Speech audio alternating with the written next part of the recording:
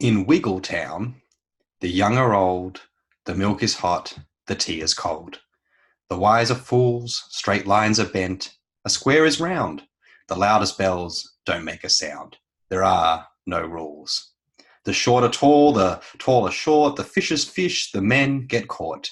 The food is wet, the water's dry, the tearful laugh, the happy sigh. That's the wonder of Wiggletown.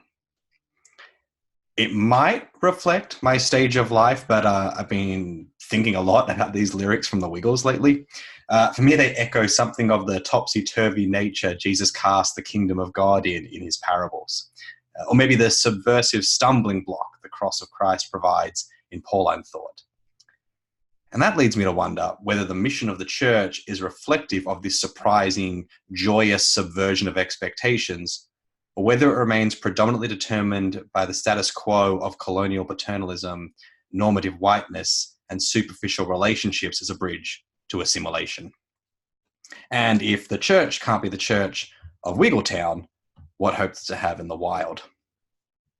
The wild, according to today's guest, is a new space not designed for white supremacy, a place for an ongoing development and creation of ideas moving towards a more holistic space in which all are truly welcomed and embraced. And what kind of missiology is needed for this post-civil rights context? What is needed for the wild? Surprisingly, my guest does not turn to the music of the Wiggles. My name is Liam Miller, and this is Love, Rinse, Repeat. Today's guest is Daniel White Hodge, Associate Professor of Communication at North Park University in Chicago. He is the editor-in-chief of the Journal of Hip Hop Studies and author of Heaven Has a Ghetto, The Soul of Hip Hop Hostile Gospel, and his latest, which we are discussing today, Homeland Insecurity, a hip hop missiology for the post-civil rights context. In this most important book, Dr. Hodge writes, Western evangelism has run its course. There is not much we can salvage from it. Hip-hop theology creates space for multi-ethnic voices to imagine God and heaven while filled with doubt. It allows us to live in ambiguity while still seeking the face of God. Hip-hop theology gives credence to love, unity, peace, and fellowship with God from the context of a multi-ethnic and intercultural perspective. This is where missiology needs to go. And together, we can begin to reconstruct what Christianity looks like in the wild for a generation seeking new and fresh symbols of Jesus. Please welcome Dr. Hodge to Love, Rinse, Repeat. Hey everyone, welcome to Love, Rinse, Repeat, and let us welcome Daniel White Hodge to the episode, to this special recording. I'm very excited to be talking today, particularly about Homeland Insecurity, a hip-hop missiology for the post-civil rights context. That's good. That'll be the screenshot right there for the interview, the two of us holding up the book. There you go. That's right. Yeah. Welcome. Well, thank you. Thank you so much for having me on. I appreciate it. Thanks for reaching out. And I'm excited to be on and have a conversation. Yeah, I'm looking forward to it. I was thinking before we get to the book, you host a podcast yourself. You host Profane Faith, which is an excellent podcast. And it's always funny to be interviewing someone who is familiar with the form. Yeah, I hear you. How have you found the podcast world and been able to have some really interesting conversations over on your podcast? No, thank you. Absolutely. I at least for us here in the United States, after the 2016 presidential election, I was already into podcasts, and I just like the on-demand style, and you can download it. I've always kind of been into radio most of my life. I've been kind of a gearhead and whatnot, and so it dawned on me. I don't know why I hadn't before, like, dude, you should really start a podcast. And so it's been great. Of course, as most people who get into this, you ask all the technical questions like, how do you get a computer to record stuff? And then what is an RSS feed? And how do you upload and whatnot? But I've been very thankful to have friends that have helped, and I've found just the interacting between folks that are halfway across the world, and it's amazing to kind of see the download, the stats, and all that, and whatnot. But mainly, I love the conversations that I feel the freedom to have in that space regarding race, gender, culture, religion, faith. How do those things come together at a time where I feel like a lot of us on this planet are trying to figure out what does that look like for the next 50 years, 100 years? And so that's, for me at least, is my little slice of the digital world, of just to kind of be able to say, all right, let me put my little marker here. And it's been a good platform too to talk about my own stuff as well, books, publications, thoughts that I'm having. So I've loved it. I've absolutely loved it. Yeah, and I think one thing I really like about your podcast is like sometimes you'll have an overall theme that is holding episodes together, but then there's also, it often seems to be able to very responsive to, well, something happened in the world that we need to talk. Crazy Rich Asians came out and was a mega hit. That's right. Let's talk about that. Yeah. Yes. Yeah. And that's again, that exactly. I mean, I think there are certain things. It's like, I was in season 3 break, and then all these, mass shootings started happening here over the summer. So I was like, all right, I got to convene some folks to talk about this, and, let's at least have a conversation. So yeah, absolutely. That's been nice to have that format set up. And quite honestly, it's been nice to have the freedom. I've worked in radio, like the old school radio with the reels in the back and everything. And, it's, you've got to move. And especially on live shows and whatnot, there's certain things. And most of the times you have your schedule booked out for the next, 3 months. So it's nice to have that flexibility. Yeah.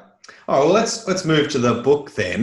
Yes. I guess just as an overarching question to wade into talking about more specifics, was there any particular, I guess, what was the particular impetus that goes, this is the book I got to write? Because, writing a book is not a spur of the moment thing. It takes time, takes patience, takes work. What was it that was like, this is what I want to devote? These questions are what I want to devote a bunch of time to. Yeah, no, that's a really good question. I mean, I think the genesis for this book really started back when I was in grad school and looking at what missions was, right? Defining missiology. And I remember one class, and I talk about this in one of the stories in the book, like, one of the classes I had was, kind of a history of missions. And so the final project was to catalog, if you will, almost a program evaluation of some kind of mission organization that's been around for a while and it's reached people. And so, of course, I posited like, well, hip hop is that. But my professor at the time was like dead set against it and was like, no, we're not going to do that.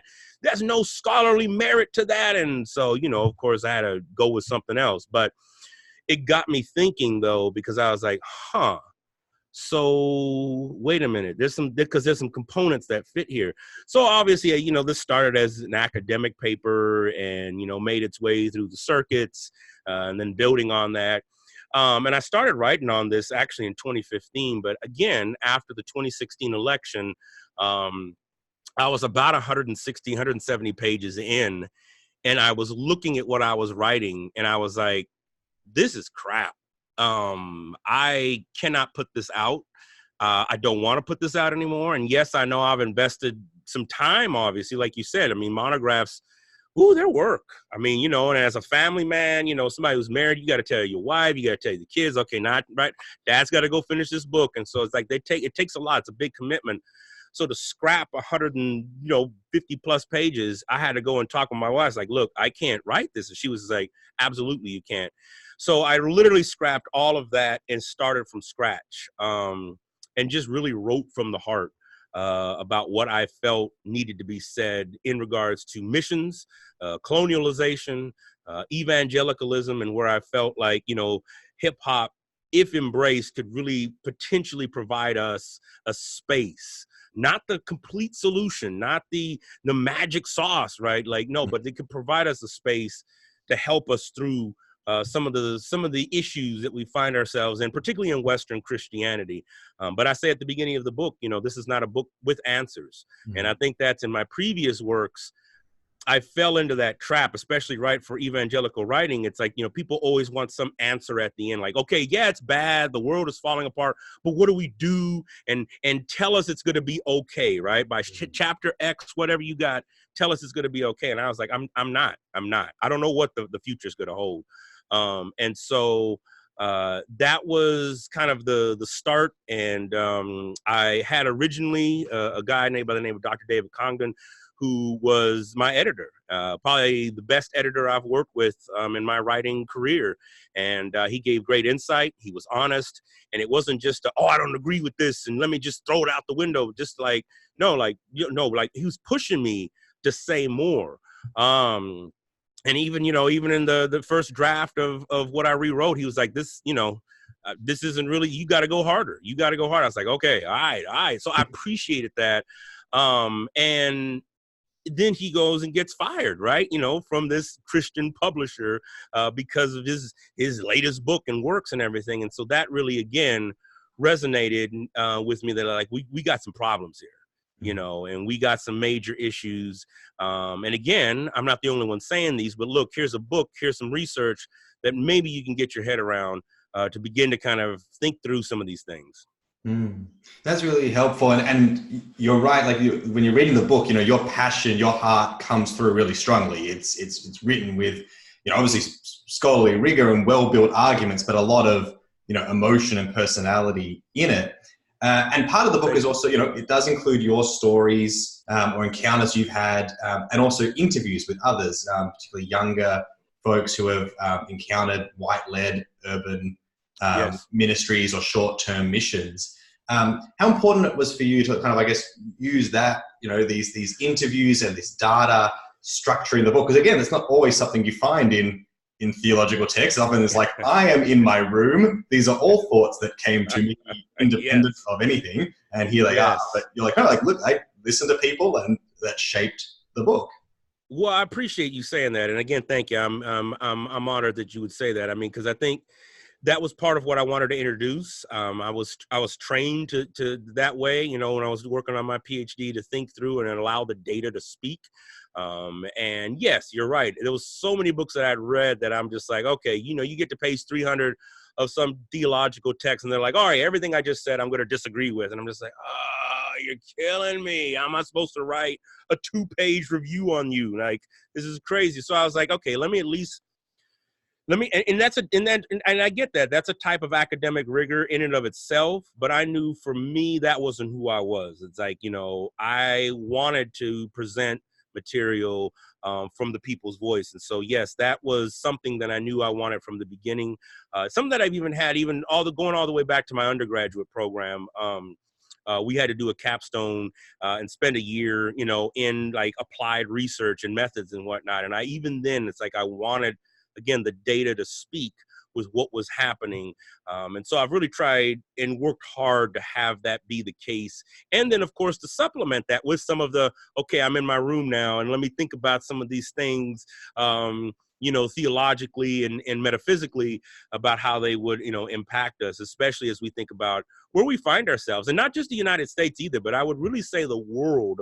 And as we're shifting, right, we see this cultural shift, this ideological shift, where a lot of places find themselves at. Yeah, that's 100%. So at the genesis of the book, you write, lies the Jay-Z and Kanye West song, No Church in the Wild. Yes.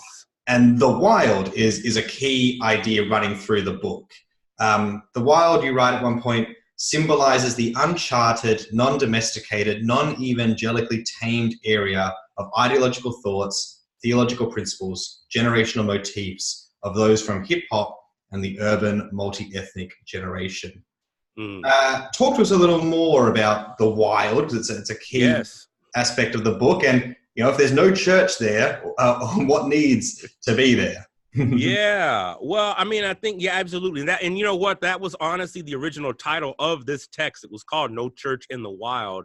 I'd fought hard to keep a lot of the stuff that I have in my footnotes and how I was saying it. I didn't feel like I had many more coins left in the argument bank with the editors and the publisher to keep that name. I really did want to stick with that, No Church in the Wild, because it resonates with what I think. I mean, think what you want. I know Jay-Z right now is on some crazy stuff, and Kanye is, Lord knows where Kanye is at. But that particular song, when it talks about, what's a God to a king that don't believe in anything, I'm like, okay, that boom, that for me captured what I was trying to get at. Like, what does it mean if we take all this theological thought, right? What does it mean to take these tracks to somebody who, again, I don't believe in anything? And when we think about the age of information, and the access that young people have, I think about my daughter, and the amount of access and material she has just on YouTube. Just on YouTube alone. I mean, even the question now, right, of higher education comes up to say, why do we need schools? Like, if I'm trying to figure something out, can I just figure that out on YouTube? Or maybe I'll go to Udemy, class, pay $12 for something, and I'll just learn it that way, right? Now, of course, that's an argument to be made on either side, but it's real right now with where we're at. And the same is applied with church. Folks are asking the question, why do I need to go to church? Seems like there's a bunch of rules there. Y'all want to exclude people all the time. You can't really talk. You can't fart. You can't say anything. I mean, so it's like, I can just do church on my own. And again, if I want some inspiration, well, I can go listen to Brene Brown on YouTube, or I can go to Twitter and follow the person that I actually really respect. And I can get just as much as I needed from church there than I could being in your congregation. And I know old heads like myself always stand back and be like, yeah, but what about the community and what about the coming together? Well, this generation, quite honestly, has figured that out online. And again, you can argue it back and forth, but the cat is out the bag, as they say, and the horse has left the barn. So for me, I was like, what does then church, if we're even going to call it that anymore, look like in a place that doesn't believe in anything anyway, or conversely has multiple deities, right? It's like, well, let me take a little bit from here and let me take a little bit from over here. Here in the United States, you throw in ethnic minorities, particularly the African-American community, and there's been a push away from Christianity because it's seen as the white man's religion. It's seen as already colonialistic. So why would I want to go to something that's been oppressing, right, my foremothers and forefathers and family members in the past? No, I'm going to go find something like the Zulu Nation or 5%ers of Gods and Earth, or I'm going to go and, or maybe altogether, I'm just going to move to a humanist atheist perspective because, I don't know, the church has gotten it pretty wrong for the last 400 years. So what does, again, a congregation look like? I don't know, be honest with you. I mean, and that's part of what I'm trying to wrestle with in the church. I think we see spaces of it. I think we see somebody like Tupac wrestling with that. But, Tupac's been dead for over 2 decades. And how does Kendrick Lamar then begin to kind of take up that mantle and challenge us to think through, right, Black Israelites, right, and challenges us to think through some of these things of salvation, metaphysics, all in his music. I mean, this is the Pulitzer Prize winner, right? I mean, so when you think about it, there's something going on that's bigger. And so I was like, well, let me put this out there. And so I think, the wild is just that definition. And I haven't seen much engagement, from church folk. And that's disheartening. But I think the generations now are to the point where it's almost like, you know what, we were asking a long time ago. Now we're done. Bye.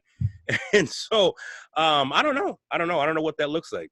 I think that's true. It's like, it is to be found out, and hopefully people taking the critique or the here, this is the landscape seriously will allow something to, hopefully new to emerge, and maybe we'll get to some of the ideas of missiology as civil action, civil disruption a bit later in the chat, but that can be part of it. So the book provides a hip-hop missiology.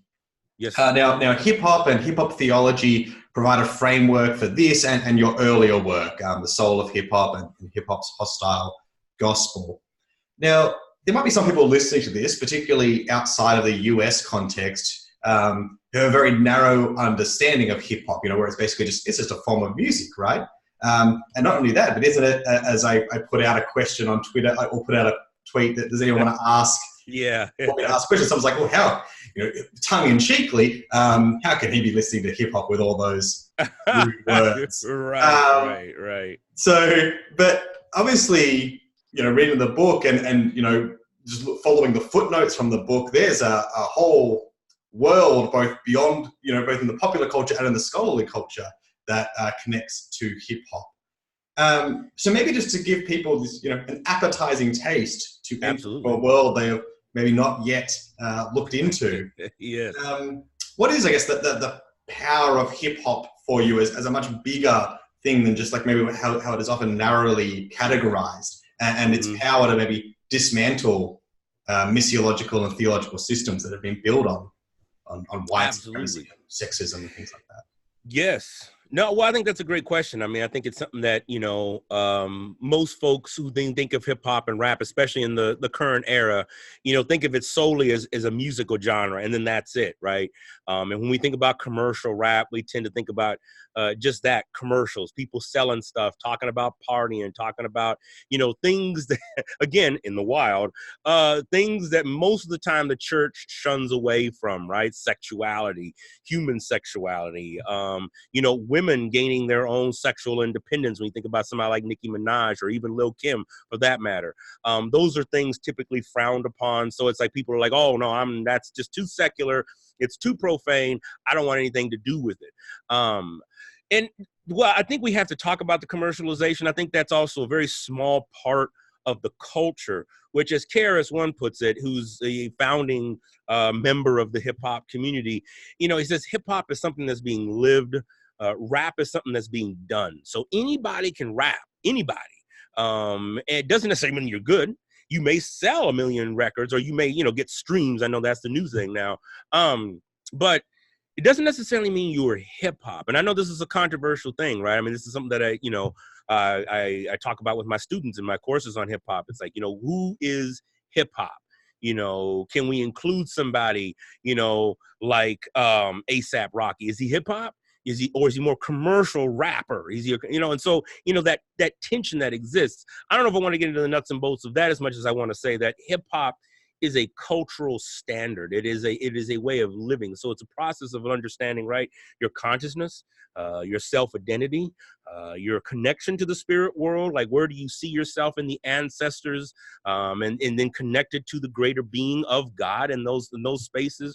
Most hip hoppers that are conscious and spiritually connected talk about a third eye. Really the third eye, comes from your mind. How are you opening up your mind, that third eye, to see components of things and whatnot? How are you opening up your consciousness to become one with the earth? This is part of what even indigenous folks talk about, right? It's like becoming part of the earth, wind, and fire. Well, we don't want to burn up, but that's a large part of hip hop culture. And we see it in artists like Erykah Badu. Sometimes when you think of, I'm trying to think, I'm spacing it now with some of the other neo soul, but really, the whole neo soul project is looking at components of the mystic. And I think the mystic is something that's lost, particularly in Western Christianity. Something, at least for me, I've been on a journey to regain. And so that I'm not just solely up here in my mind thinking about these things, but how do I embody my spirituality and my Christianity so that it's lived? And that's part of what hip hop says to do. Live it. Don't just talk about it, because anybody can put on the gear, right? You can go out to a store right now and pick up anything that looks hip hop. But is that really you? How do you embody that internally? And so that's part of the broader thing. And so within that, I've been able to finally, so I would make the argument that, missiologically, there are some big components there when we think about cultural engagement, awareness of God, and then this sense of let's go and help others along with that. And let's try to do that in community. Let's not do that in solitary space or in a manner that would tear down somebody else. And for me, that's part of what a missiological experience is, and a missiological engagement, right? The mission of God, the Missio Dei, is just that. And I feel like hip hop at its core embodies that. That's really great. Thank you. And another thing you write about hip hop is, provides a space for this generation of youth and emerging adults to, 1, find God in a contextual manner, 2, have room for lament, ambiguity, doubt, and the profane, and 3, find diversity within Christianity and remain true to their own cultural heritage. And you've already been touching on that a bit in that response. My thought was, I was wondering, was that your experience coming into hip hop as a youth emerging adult? Was that already how it was framing your approach, or did that something you kind of came to a bit later? I mean, I think it's both. I mean, it was there. I don't think as a kid I was necessarily able to articulate it, obviously that way, but it was like, it was known, it was felt like, okay, hip hop was that space. And particularly in its early years, because I'm still old enough to remember its early years. And so there was this sense of, this is our stuff. This is our connection. This is our art form. And so, yes, I mean, I think as I got older, and of course, I've talked about this in several different spaces, but as I got older, fundamentalism kicked in. And so, of course, I saw rap and hip hop as secular and demonic, and, how can we engage with that, that world? But when I came back into my right mind, hip hop was there. And that, coincided with me being in grad school and being able to think about some of these things and how do I articulate those things with community, with God, with faith, and beginning to see, because if we're going to articulate a theology, for example, of pop culture, or a theology of film, we have to then begin to say, well, then how does that also apply to hip hop, rap? How does it apply? And for that matter, when I think about punk and punk rock and what it brought in, there's so many overviews and overlappings of punk, particularly the 70s and 80s punk music and hip hop culture, that it's almost phenomenal. Obviously different genres, but the ideological premises are still the same. And that's something that I think, I'd love to see somebody do some work on that. Same thing with maybe components of rock music as well. So so hip hop's not necessarily unique in this space, but I do feel like, what it makes it so unique is because ethnic minorities help create this from an impoverished, broken down space and still made it. It's like Tupac says, it was like the rose that grew from concrete, right? It grew through the crack, it made its way through all those things. And so, of course, it's going to be a little beat up at the other side, but you don't want to look at that. You want to say, man, that's amazing that this rose even came up through the concrete. Yeah, that's really great and really, really helpful. So the first part of the book is kind of a deconstruction and a critique of how mission came to be what it is through the 20th century, and then kind of looking at short-term missions and white-led urban ministry. Now, one thing you talk about is for those engaging in mission, particularly when crossing, I guess, cultural, racial, class borders. It's not only enough to do that kind of cultural exegesis on the context you're being sent. Having a quick session on, hey, this is what you're going to see out there, what you're going to encounter. Work needs to be done to attend to where you are coming from, the who you are, the atmosphere of privilege and assumed normativity and supremacy that you've kind of imbibed by growing up. So I was wondering though, I guess where you're leading to is that when people do that work, when people do the work to realize, hey, the reason the people who live around me look like me and the people where we're going look differently and our homes look like this and theirs do, and you realize the structural forces that doing that, is there any way that doesn't lead to going, oh, this is a bad idea that we're going in this context, in this manner, I guess? Yes. Or is there a way to kind of do that work and then still kind of experience a sentness? My gosh, I think that's a great question. Well, before I get to that part, let me go back. I mean, I think, yes, you're absolutely right. I think, folks have to do more work on themselves because and again, I mean, I think folks like, Soong-Chan Rah have talked about this, right? It's like, if you haven't learned your own cultural musings and backgrounds, it's going to be difficult for you to enter into a different one and then not be able to differentiate, because you'll bring the same culture that you've been growing up with. You'll bring that same mentality and think it's the right way. It's right. It's these assumptions of normality, these assumptions of normativity. Like you said, it's like these assumptions that, well, hey, the way I was raised, this is the right way. We should all do it this way. And so we see that, right? I mean, if you want to get deep about it, it's like, when you think about parts of Africa, they have been colonized to look like white Western evangelical churches. And there's no reason why when Rick Warren, came out with his book, The Purpose-Driven Church, people in South Africa, Kenya, Zimbabwe, they all try to apply those principles and failed miserably. Why? Because it's a cultural book. It fit well in Southern California in an affluent community where people had the means to do some of these things, right? It does not work outside of that. And so those are some of the things that I'm talking about. I mean, and to the point of, what does that look like? You know, once people do that work, I don't know. I mean, I'll be honest. I think we need a moratorium on short-term missions. I mean, I think we need to just stop. And I get it's a multi-billion-dollar industry because there's money involved in this. But I think we're doing more damage than anything, right? It's like here in the United States, like people who disagree with people coming across the border, but then we'll go to that same country, right, and want to build something in that country and think they're doing a good job. But no, please don't come to our country if we've torn up your environment, we've ravished your country of resources, but we'll come build a church and build a fence and whatnot. And so that's just not, to me, that's just, no. And that's part of the data that I was talking about in the, rather than using an international scope, which I think also this is where missiology really does not do well at, is it's great on international. Oh, yeah, let's go to the jungles. Let's go to nations that have not been infiltrated by colonial. Let's go. Oh, yeah. But what about right across the street, right? What about right up the way here? Right about over here on this side of town over here? Have you been there? Have you looked at it? And I think it's difficult, right? Because you can go right to Somalia and be like, oh my gosh, this is just horrible. But I didn't have nothing to do with that.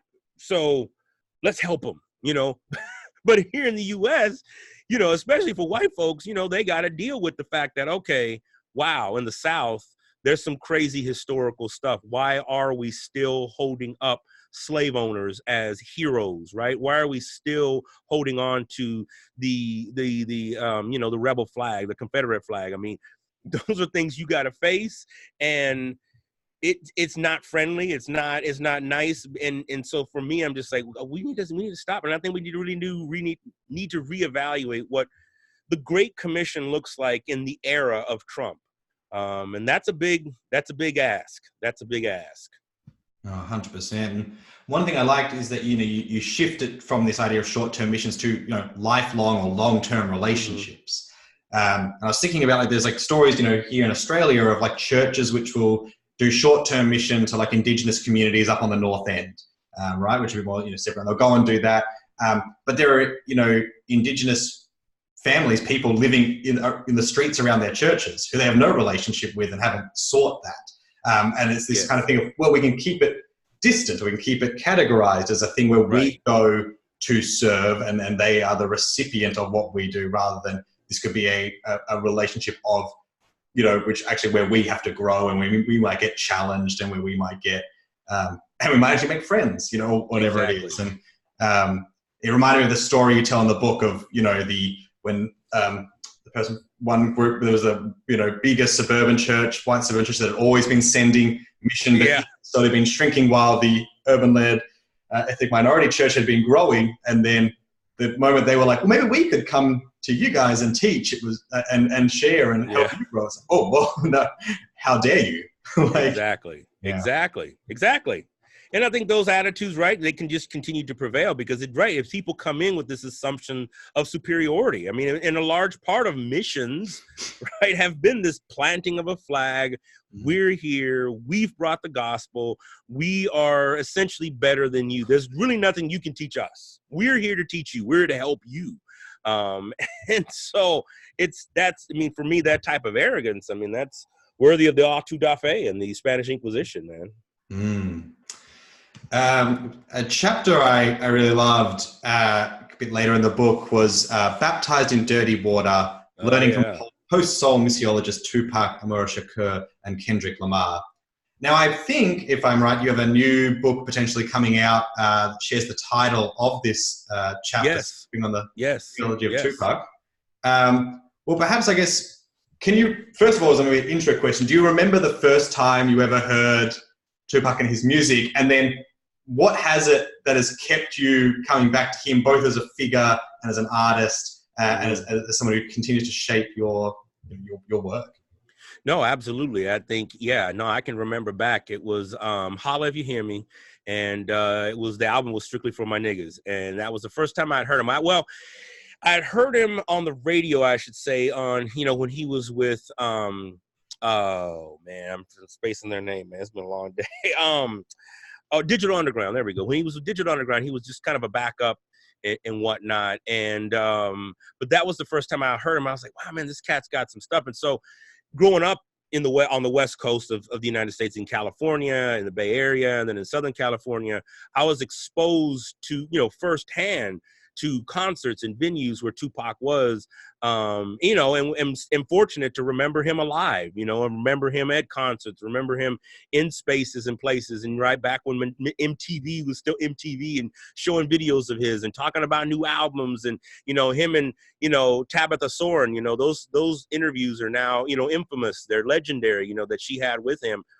And remember listening to that. And again, thinking, man, the loss that we had when he got shot the second time, and then died, you know, on September 13th, 1996. And so, yeah, I still remember that. I remember exactly. I was in the studio, and I remember somebody saying, man, you got to come to the TV. I remember coming out and just seeing that, and I was just floored. Everybody, I mean, it was just like an eerie silence, right, that was there. And so, you know, I think why I keep coming back to him, I think that Tupac is this enigmatic figure within the hip hop cultural continuum that has really outlasted most of his, or all of his peers, really, in terms of just a mantra or the image, right?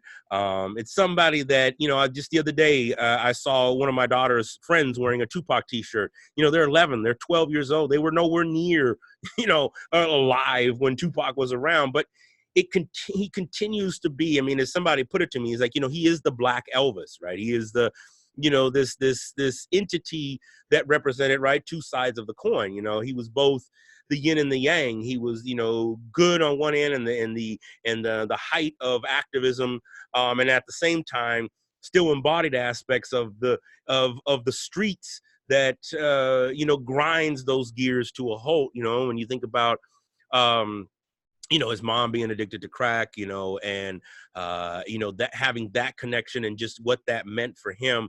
There's so much to unpack in the life of Tupac. And so, you know, my first book was, you know, Heaven Has a Ghetto. And so it's really examining hip hop. Excuse me, Tupac in this kind of broad manner. So this book that's hopefully coming out here, I'm hoping by the end of the year. In fact, today I just approved the last of the copy edit, so, you know, it'll go now next to the printer. Exactly. I'm excited to have this out, and this book is going to be a little bit different. It's not going to be as heady, and, like, you know, it's not going to be 800 pages or whatever. So I really wrote it for an audience so that we can begin to embrace, you know, something broader than just Tupac, the villain, which some people still make him out to be. Tupac, the mysterium. There's still this sense that Tupac was, you know, taken out by the Illuminati, or taken out because, you know, him and Suge Knight couldn't get along and whatnot. I mean, there's aspects, I think, of that may be true, but I really wanted to kind of, again, refocus it on what was the spiritual nature of this brother, and why are we still playing his music and admiring him today in 2019, when, you know, when you think about it, Eazy-E doesn't get that. Eazy-E's been dead longer than Tupac. Eazy-E died in what, 94? And we don't remember him that way. I mean, most young people don't even know who that is. Maybe they might know a song of his, but I don't know if they'd be able to, you know, to pinpoint that. So when you think about somebody like Tupac, he is that representative of a spiritual deity. He is the go-between, if you will, between God and humanity for a lot of people. So I figured, yeah, there's something to be studied here and something to be engaged with. And so I've been very fortunate to be, you know, to have access to, you know, some material of his. No, that's great. Well, I'm looking forward to that book immensely. Indeed. So staying with Tupac, you write about him and Kendrick Lamar, how their music kind of contains three key gospel messages of hold on, keep your head up, and heaven has a ghetto.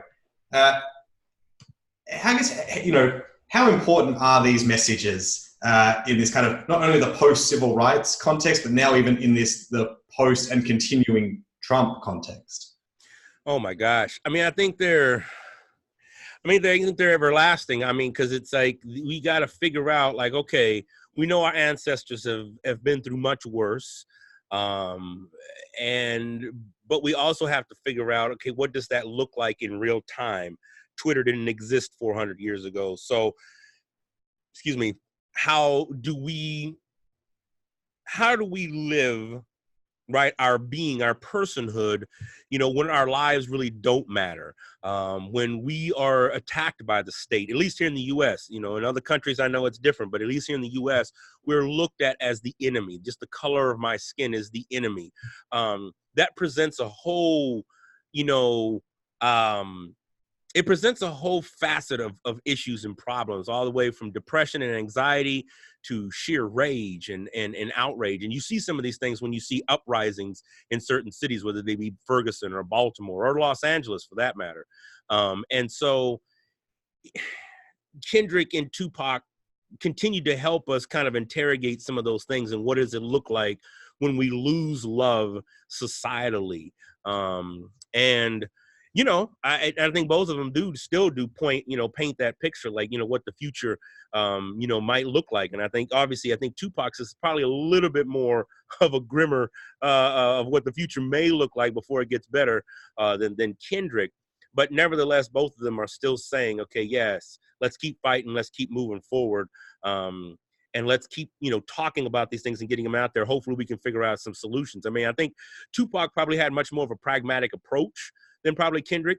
Tupac wanted to create a hip hop political candidate, and wanted to have somebody run in the election of 2000 against both Democrats and Republicans. And he didn't want specifically, I don't want just a sole liberal, or I don't want just a complete conservative. Like, I want somebody representing us. And he was working towards that. I mean, he had money raised and everything. And so there was the Thug Life code. Thug Life, as you know, is the hate you give little infants, F's everyone. And so, nigga for him meant never ignorant, getting goals accomplished. And so to the acronyms to which he's prescribed to, there was tangible evidence that he was trying to move to. And I'm not saying that Kendrick's not doing any of those things. Tupac just was much more visionary when it came towards, we need to become this. I think if I had to rewrite that chapter now, I would include Nipsey Hussle in this. I mean, I wrote that, prior to his unfortunate and untimely death. But I would include Nipsey, because Nipsey was really one of the few rappers that tried to pick up that mantle and not try to do all the spiritual stuff and all the community stuff, organizing that Tupac was trying to do, but to just focus on one area: financial independence, wealth, particularly in communities of color. And, same rumors, revolve around Nipsey. People say, oh, it's because he was already presenting this holistic thing and trying to get people up out the game and everything that he was killed and stuff. And again, I haven't investigated enough. I can't necessarily say one way or the other than that the brother's dead and that we lost somebody who was great in the fight. And I think Kendrick has talked about in interviews, like, I don't want to end up that way, and that's a real thing, right? It's like, I don't want to end up like dead. His brother's married, he wants a family and all this stuff. So it's like, I think we have to hold that intention as well, as particularly as Black people. What does that look like? Because, as Tupac said, death is unfortunately around every corner. So yes, those are gospel messages, but it's almost like this tainted gospel message where it's like, you got this hope on one hand, but then this other kind of concern, if you will, in the other. And that's kind of part of what, it means to be living as an ethnic minority. Oh, thank you for that. That's really, really helpful and insightful. One line you wrote in the book, which I think I turned into a GIF when I read it. It had so much punch. Was you write, reconciliation has no meaning other than marketable charm, which is great. So from your experience and in your work, what are some of these steps that, because reconciliation that's what we're all about, right? That's what our reason for existence is, to make reconciliation happen. I'm hearing people say in the background right now. But you talk about reconciliation is just so often reduced to, hey, just be nice to people from other races, and avoid conflict, and often, as you kind of talked about in from the interviews you did, it's often the person who has been experiencing racial injustice or experiencing microaggression or experiencing outright racism, the person who brings that up is the one who's then said to be shaking the reconciled relationships. Yes. The person who's, well, you're creating the issue here. So are there steps you've seen that are kind of, I guess, possibly, that people can begin to grasp that can shift this kind of view of reconciliation about being nice and quiet to reconciliation is about transformation, repair, restitution, and an actual robust sense of justice.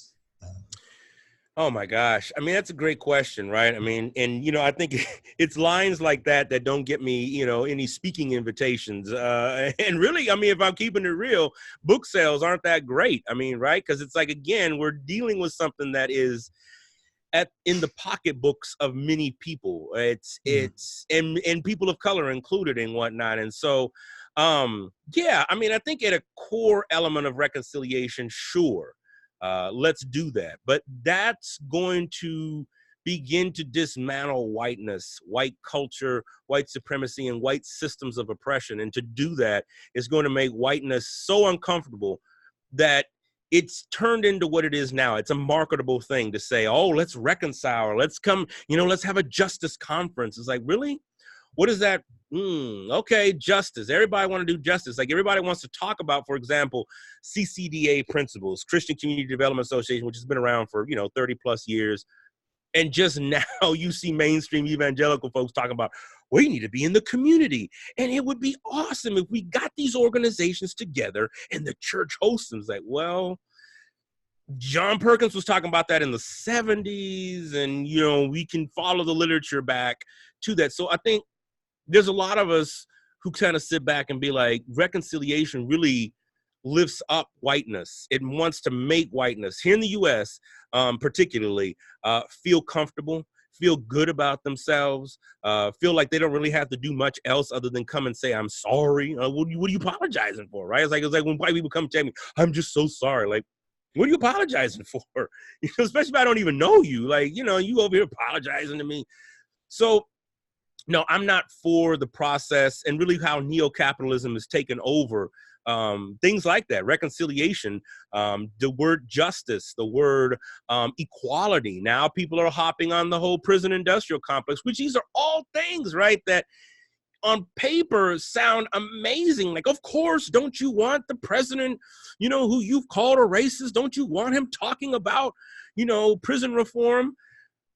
Well, if his actions have shown me that he's going to deny Bahamians entry into a country, his actions have shown me that he's going to, disregard Black life, I have to believe that this is only a show and only a means for him to get reelected because it looks good on paper. The optics are good, for prison reform. Nobody was talking about prison reform, in this manner, right? I mean, so I have to ask myself, what does that look like from a dollars and cents? And it sells books.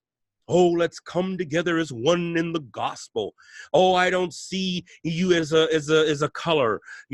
Jesus has no color. And these are things that, Brother Liam, that other Black folk have told me. This isn't white people telling me this. This is other Black people telling me. I mean, my pastor, who I love dearly, who baptized me 78 years ago, however long you want to call it.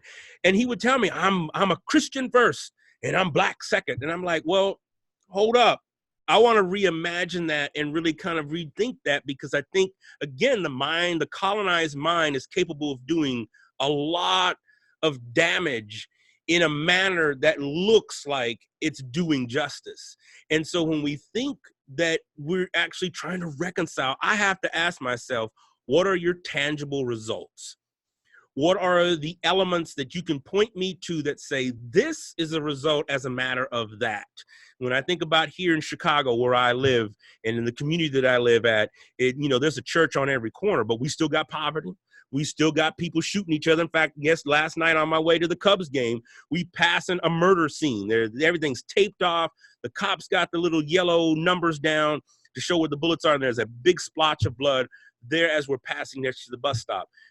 A church is literally less than 50 yards away from this place. What is tangibly happening? And I think those are the bigger questions that, in particular, this generation is asking. It's like, churches and colleges have been around for decades. What's the change? We still have somebody like Trump in office. We still are dealing with Ku Klux Klan members. We're still dealing, with the rise of white supremacy, white mass shooters that exist here in the United States. what has changed, if reconciliation has really done its job. And so for me, it's BS until I can actually see something that moves beyond just the hugging and hugging out of things to, you know, actual tangible results. It's like when white folks try to come and tell me, oh, things are so much better now. I'm like, right, when did they change and what changed? Well, look at yourself. You're a doctorate in a position of power and you graduated. That wouldn't have happened 50 years ago. Maybe, but let's look at what it took for me to get there. Or let's look at the elements that put me in this type of position. And I didn't get here on my own. I think that's part of the myths. And so reconciliation is mythical. And so the mythic imagination, particularly of Christianity, is dangerous when it comes to, you know, sales and honorariums and conference numbers and stuff. Those type of things sell without really having to ever do the heavy lifting of what reconciliation really is. That's powerful and important. I was thinking during it, like when I was kind of growing up in school in like the 90s, that was like when a lot of reconciliation stuff was happening in Australia. A lot of black and white hand cutouts holding each other on. And it's just interesting in the way that if you as the government or whatever, the white society can say reconciliation has happened, then any problems that Indigenous peoples are facing is, well, that has to be their doing now because we've reconciled. We've done that work. We've apologized. We've done that. So if there is still gaps in life expectancy and school graduation and whatever, that must be their problem now. Exactly. Right. Well, I say, showing up with actually, you know, what is the metrics is really important. Yes. So toward the end of the book, we kind of touched on this earlier. You talk about civil disruption as missiology. And I think it's really important in this chapter, the way you kind of challenge that kind of universalizing ethics of nonviolence, which ignore that to advocate for nonviolence often comes from a place of privilege, and ignores the kind of hegemonic violence of the state and how that gets glorified, while, you know, any urban violence is like denounced, demonized, dismissed like ridiculously quickly.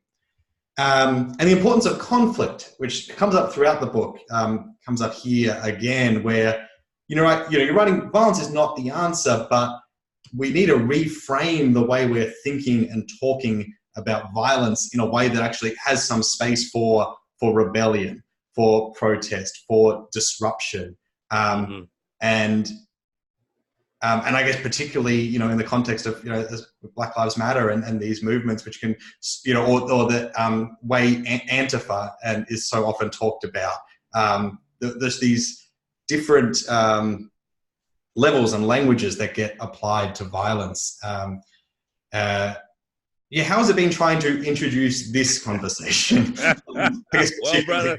Oh man. Well, again, you know, those don't sell. You know, those are not the books that sell. You know, the books that sell say that, oh, we should all be peaceful, and, you know, as Black people, we should never use violence. I heard one of my, you know, theologians, you know, famous. I'm not going to mention his name, you know, but he, you know, he's a hero of mine. But it's like, you know, he was like, vehemently like, no Bible believing Christian should ever have a gun or possess that in violence, you know. And he clapped, he was clapping and standing ovation the whole nine. And I'm just like, well, again, I got to step back and ask myself, here in this country, I know U.S. history, you know what I'm saying?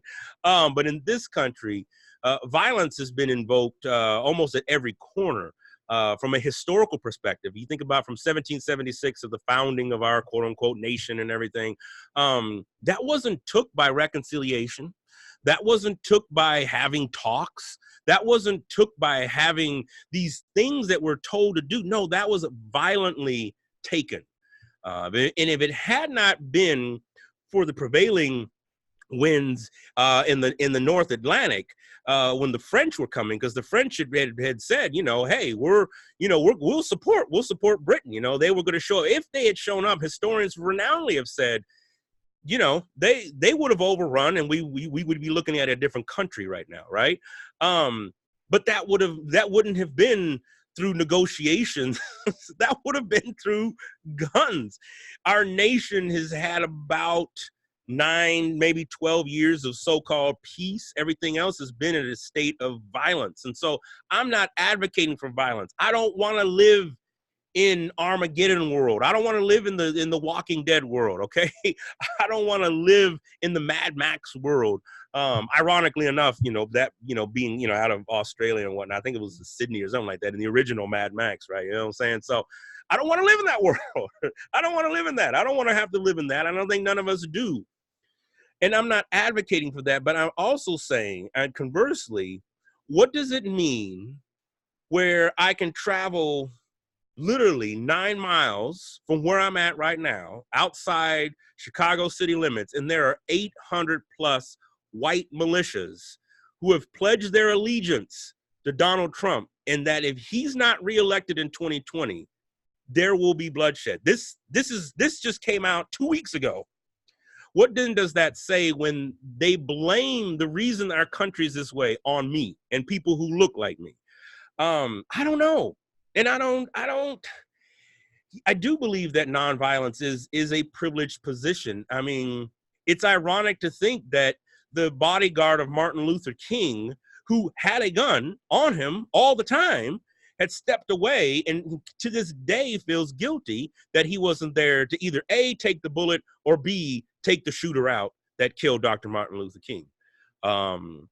Everybody in that environment of those days possessed guns and stuff. In fact, I just put out a whole podcast on this, on talking about this very thing and stuff. And so, again, I'm not advocating for violence. I don't want to go. I'm not going out and killing folk. I'm also thinking about self-defense and what that looks like, and how that's engaged with in this era. And I'm trying to ask myself, what does it look like in the next 20 years? Because even if we impeach Trump, the issues that are here right now are not going away. Those militias are still going to exist. You can't impeach them. They're just not going to term out and be like, oh, well, Donald Trump's gone. We're good. We had 8 good years. That's it. We're good. No. If anything, they're going to get more emboldened to do what it is they're doing. So what does that look like? I don't know, man. I wish I had the answer to that, other than to say I advocate for black gun owners. Here in Illinois, we are an open carry state. I do advocate for that.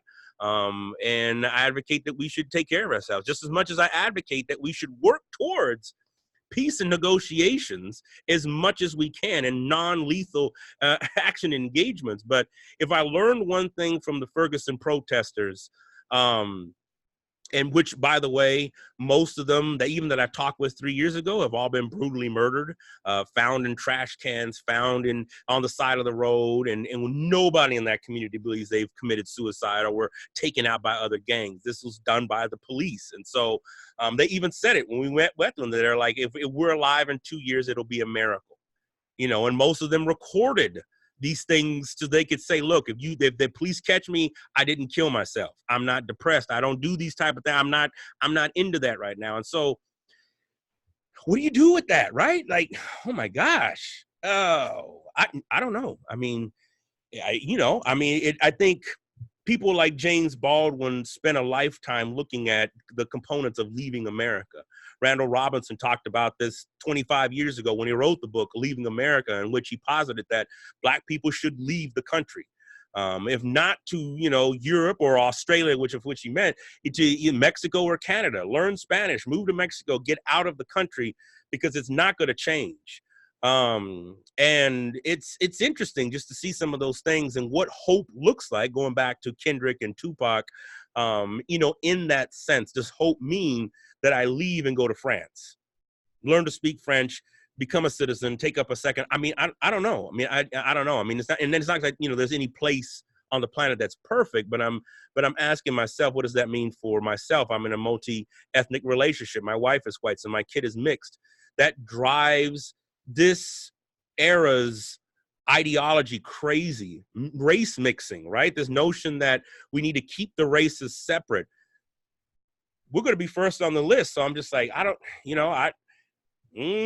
So no, I don't get a lot of engagements to go and talk with people, about my, membership with the NRA and whatnot. So I think that, and I don't support most of what the NRA does, but I am a big, at least for us here, a big Second Amendment proponent, in the sense that, hey, if stuff goes down, I think we need to figure out, and it's not just the guns, but how do we harvest water? How do we look at aquaponics? How do I turn to solar power? How do we begin to look at things self-sufficiently? Because we've known, at least here in this country, we know that the government's not going to take care of us. You can look at Katrina in the modern era. You can look at Flint, Michigan in the modern era. You can look at the countless amounts of places here in the south side of Chicago that are being poisoned, and those communities all look like me.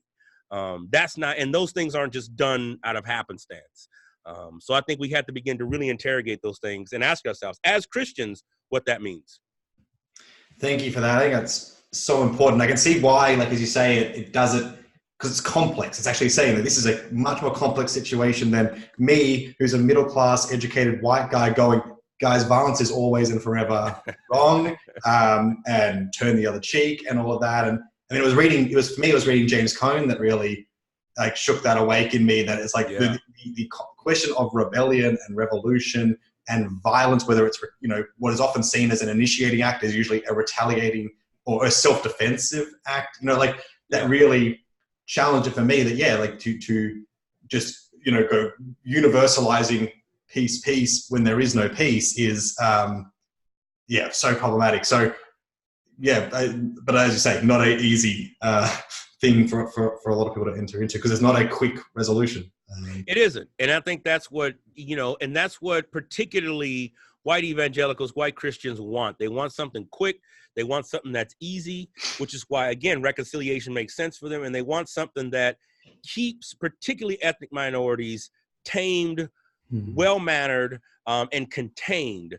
And so once we start talking about independence, that, scares folks on many, many different levels. So you're absolutely right. And I think it is much more complex than just saying, it's like when here in the United States, we're talking about, gun control, gun control, gun control. You can take all the guns away. That's not going to stop any of the madness that's happening right now in this country. We have a much deeper problem and a much serious problem that people that have looked like me for history have bore the brunt of white people's ignorance to racism, to systemic oppression, and to violent overthrows. Every major function of African Americans in the United States, whether it be for economic, stability, whether it be for political gain, whether it be for institutional, historical wealth, has been overthrown. And it hasn't just been overthrown nicely; it has been overthrown violently. And anyone can study the history on that and look at those things. And sure, you have people like Shaquille O'Neal and famous people, but those are still insular in that they're not creating systemic change. Sure, they may give $10,000 to this organization, or they may go and build a school over here, but they're not doing the things that people like Nipsey Hussle and Tupac Shakur were talking about, which is wealth building, right? Systems that we own and we operate, right? And then pass those things on as a legacy onto our next of kin. That stuff is scary. And kind of going to that, even though there are the individuals who rise up potentially and have material success, that often is very predicated on not disturbing that status quo. Exactly. Whereas if you're a famous, you can be a famous athlete, like like the Kaepernick example being, but as soon as you push anything in the space that has been created for you, kind of thing. Exactly. Exactly. Yeah. No, you got it. And again, that's what made Tupac so unique. And this is something that most other people haven't done, especially somebody as famous as him.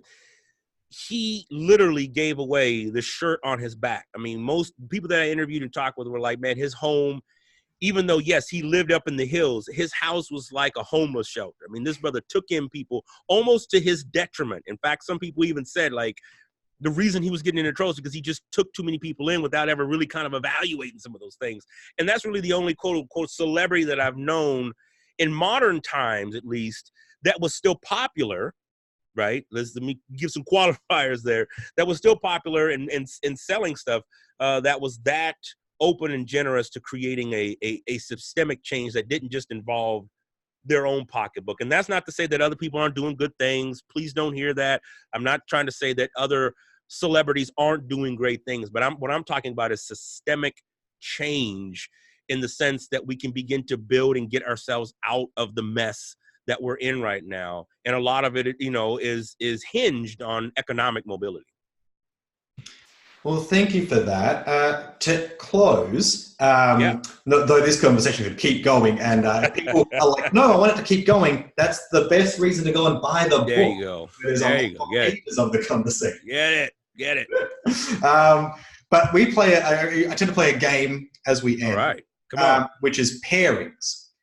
So basically, we need to pair your book as one would in a restaurant. Okay. All right. So we need to pair it with a meal. Now, this actually might come in handy because I know someone on Twitter was actually trying to get me to get your dry rub recipe out. I saw that. Yes. But feel free to, you don't have to give that away. But we need a meal. So someone's sitting down to read the book. What should they eat? Then we need a song that pairs well, which I think will probably be impossible for you because there's how many to choose from. But a song, and then another book. So they've read this book and they've loved it and they're challenged and they're ready to go. What's just another book that you think, hey, this is a good one to pick up next? So song, book. Okay, so the meal. Whew. Oh my gosh, that's good. I like that. They get me thinking, especially as somebody who is in charge of all the meals, for our family. So I love cooking. Oh my gosh. Well, I'm a barbecue guy. I'm going to say you should have some form of barbecue, even if it's just grilled veggie patties. If you vegans and vegetarians out there, I know, I see you, I hear you. Even if it's just that, get that, a good bottle of wine. You're definitely going to want a good vintage bottle of wine, if you into single barrel, a whiskey and bourbon and whatnot, you can get pour you a little shot of that to begin to have conversations, around this particular text. But definitely anything barbecue. If I had my choice, I would go with California tri-tip. I'd go St. Louis spare ribs, some type of poultry, and some baked beans. So that's all homemade, by the way, too. Wow. And then you said the music. Yeah, song. Well, you can go an album if you want. I think like a whole. Okay. Oh, jeez. Oh man. I mean, I think obviously people could be like, "Oh, he's gonna go with somebody with Tupac. He's going with somebody with Tupac." Yes. I mean, I think that's important. I think his music is a one dimension. I would probably say, at least from what I'm listening to right now, is really almost anything by Sade. And really Sade's early work, I think, would go well with this particular meal and this ongoing conversation and whatnot. And then you said the book, that was the third one? Yeah, another book. A book to read after this. Let's see. Well, I love Kelly Brown Douglas and the work that she does. Stand Your Ground was amazing. Black Sexuality in the Black Church, I think that was a really good one as well. So I would definitely point people to her work and what she's doing, especially, like I said, Stand Your Ground. I've used that in courses that I've taught, and it's an excellent book that gets at, some of the laws that have been put in place, especially after Trayvon Brown was brutally murdered. Yeah. Thank you for that. And as I said, people can go and get Homeland Insecurity, a hip-hop missiology for the post-civil rights context. Anywhere they sell books. You have other books, The Soul of Hip-Hop, Hip-Hop's Hostile Gospel, and Heaven Has a Ghetto. And they should be keeping an ear and an eye open for Baptized in Dirty Water, which hopefully is will be out this year. Any other ways that people can connect with you or anything else you want to plug at this time? No, I appreciate that. No, absolutely. Yes. No, Baptized in Dirty Water, like I said, it'll be coming out. That's with Cascade Books, and that should hopefully be out maybe end of the year. Just depends on how fast the publisher gets everything going. But to stay up to date, you can go right to White Hodge, or just go to whitehodge.com. So White Hodge, all one word, .com. And then you can connect with me on Instagram, and Twitter is where I'm usually the most active. But you can connect with me on there, and then just get any announcements and a link to my own podcast page, Profane Faith, which is on iTunes, Stitcher, Google, all those places, Spotify. But whitehodge.com. Come holla at your boy, and let's have some of that barbecue and wine. Sounds great. Thank you so much for this conversation. It's been just wonderful. Thank you for having me and for taking the time. I really do appreciate it, Liam. Thank you. All right.